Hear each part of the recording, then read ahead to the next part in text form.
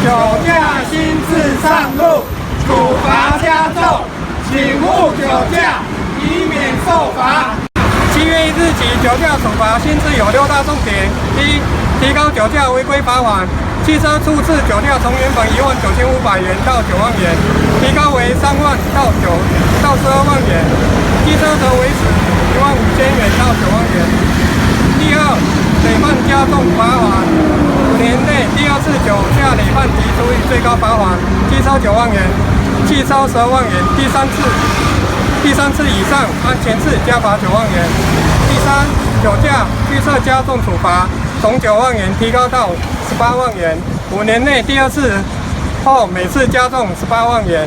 第四，酒驾吊扣驾照，机车初犯吊扣驾照1年，汽车吊扣2年。车上如有未满12岁儿童或者肇事致人受伤，则吊扣驾照2到4年。第五，酒驾肇事致人重伤或死亡案，将可没入车辆。第六，酒驾者同车共责，与酒驾者同车者，年满18岁的同车乘客可罚600元到3000元不等之罚款。不过排除年纪太长、心智障碍或搭乘计程车、公车等运输业乘客之处罚。最后，汽车运输业所属之职业驾驶人执行职务时，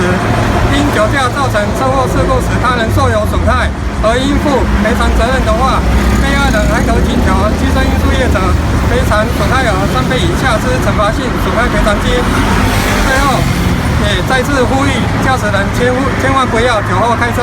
害人害己。酒驾新制上路，处罚加重，请勿酒驾。